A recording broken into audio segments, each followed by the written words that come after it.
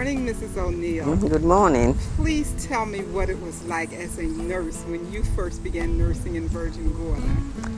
Now, when I came here, you just had a dirt road where two people could just barely walk together, and we had no electricity. All the lighting was lanterns and flashlights. You had no vehicles of any kind, and you just walked or you rode on a donkey or a horse. And as I go over to the North Sound, I rode once or twice, but the brambles overhead was so disgusting. I preferred to go by sailing boat, by rowing boat. So who came to get me, they would come in a rowing boat and we would go in the rowing boat and come back. And my husband usually accompanied me. One night when we went to the North Sound, on the way back, they got on the reef. My husband didn't go that night, he was unable. But we weren't hard on the reef, and so after a while they got off and I got home safely. But it was very tiring and so on with everything, people calling all the time. I said I work 24 hours a day because all day, all night, people would be calling, and I would try and leave everything and go. Did you have a physician working with you during that time? No, the doctor was supposed to visit every 4 months, but at times 6 months passed and I never see a doctor. So I did everything myself with the help of God. So you were the physician. I understand you delivered many of the young people and older people that we see walking around here today. Yes, over 500. That's a lot. I'm sure when you see them, a lot of memories come back. That's right. And it was very difficult at times because I didn't always have a straight delivery. Sometimes I had the breech and I've had a foot and so on, but God helped me through. I love midwifery, and so I really studied it very hard, and I was able to get through. Now, Mrs. O'Neill, they call you Nurse Iris here, and I understand the duties of a nurse because I'm a nurse also. But how did you deal with the responsibilities of being the only nurse on the island at that time? Well, it was a great responsibility, but as I said, I just didn't depend on myself alone. I depend on the inner strength that was there for me to draw on, and so I got through. That's right. Now, you told me you're also a preacher. Yes, I was a preacher during that time. Anytime I was called from the pulpit, while in the midst of my sermon, I've been called out to a maternity case or to some emergency. But always I leave all and go as soon as I'm called, because I love helping people. I love people. And I got my pleasure and satisfaction from seeing people being helped. Oh, what a great legacy. I was also Sunday school superintendent, a leader, and a choir member. I was JP. I was a counselor. I was everything. Oh, you were a great asset to the community, I can see. Tell me, during that time you said they didn't have any electricity on the island. No. So when you went into homes to take care of the sick, what did you use? The lantern, just the lantern. And you were able to do all of your medical procedures by just using a lantern? Yes, I did a lantern, and sometimes with the help of a flashlight. Sometimes when it come to suturing, and so it was quite difficult, but well, at the time my eyes were young and good, and so I could do the different things. Now, where was the hospital at that time? Did they have a hospital in Tortola? Yes, just where it is. The same hospital? Yes, not as large. How many beds did it have at that time? At the time it had, I think it was 20. Now, how did you get the patients from here to the hospital during that time? Well, I had to take them by boat. Someone would get them in a rocking chair like, and 2 persons or 4, depending on how heavy the patient is. would lift it and we'll take them to the sailing boat. And we go down there, and sometime it can take 4 or 5 hours to get to Rotang, to the hospital. If the wind going in direction, you would get there like 2 hours or so, you know. But if it isn't going in that direction, you can take all like 8 hours. And how would you get back? Well, sometime when I go down to get supplies, I would leave here in the morning 3 o'clock. And go there and get my supplies and do anything I had to do, and leave down there again at 2 o'clock in the afternoon, and sometimes I don't get back here until 3 in the morning. That's a lot of hours, so you really did not work 40 hours a week like you do today, did you? You had to be dedicated to put so many hours. Yes, I loved it. I love what I was doing, and I always say if I had a chance I would do it all over again. How nice. Tell me something.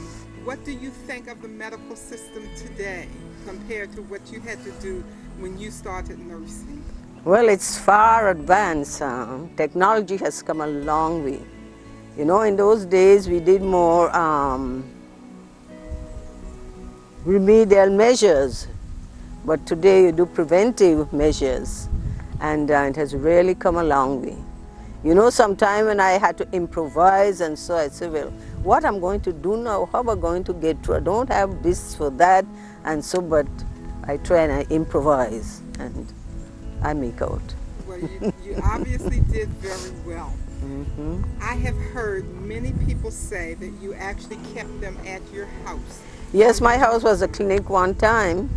See, my house was a clinic for some years. You know, I had a room set apart there where I attend to people and so on. And well, it was more convenient sometime when there was a little room down there by the post office where I go down to meet with patients. Sometime I'm down there all day and I see nobody, and then as soon as I come home, people start coming, and I hate to turn them away, you know, so I would attend to them right here. Tell me what year you actually started working here in Virgin Gorda. 1943. I came here in February, and I started to work in April. That's almost 57 years. And you had one nurse for 1,000 yes. people.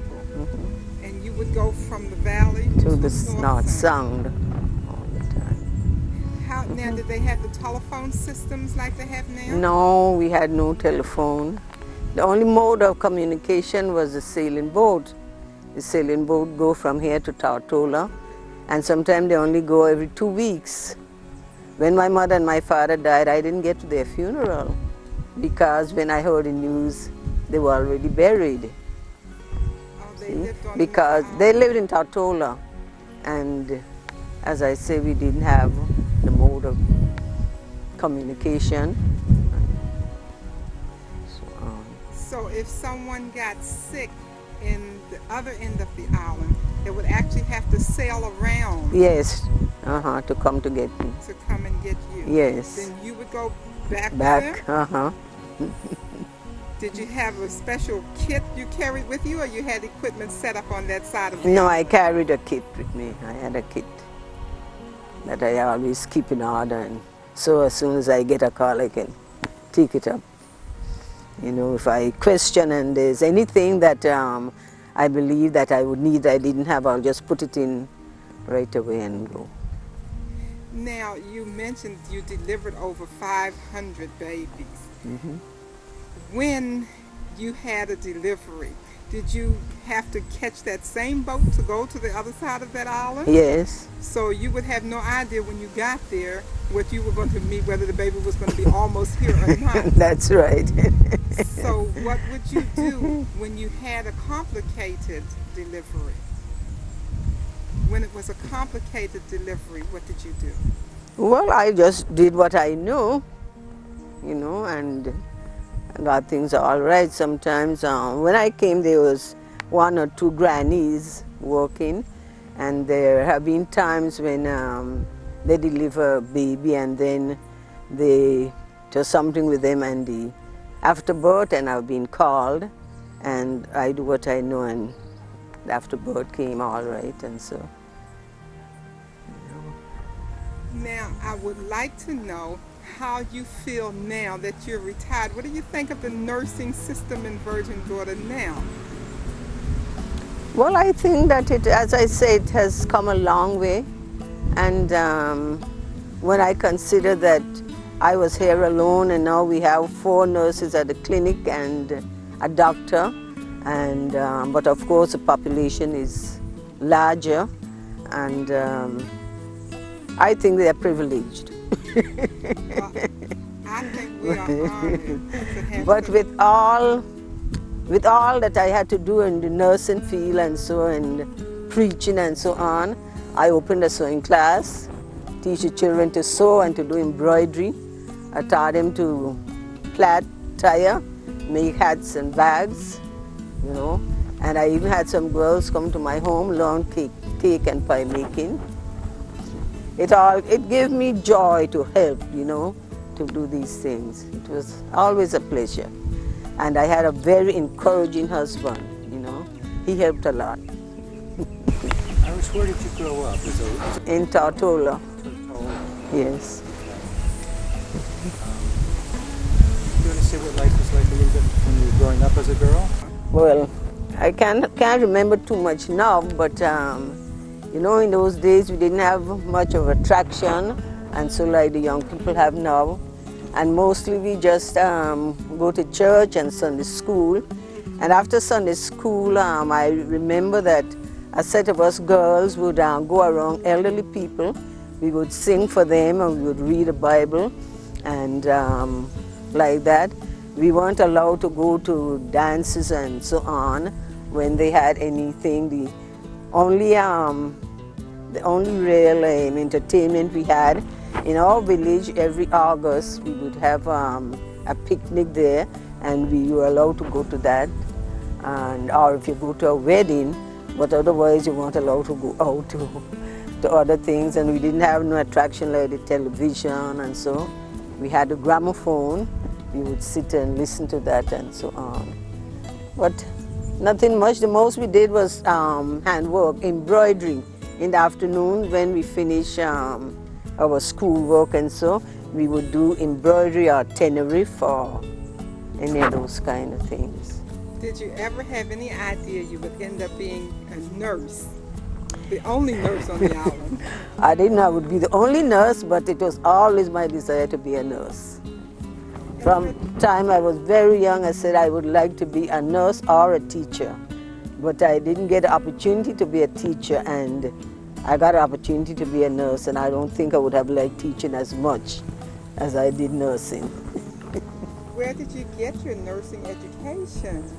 Well, there in Rutong, we had a matron from England, and she trained us. And then the doctors, they, after we started getting more than one doctor, because when I went into the hospital, there was only one doctor. He was also commissioner or governor, as you would say now. And but afterwards, they had 2 doctors, and the doctors would give us lectures, and then every 3 months they would give us exams. Okay, thank you. Okay, thank you. There we go. Since she's my protege. There you go. That's beautiful. That's nice.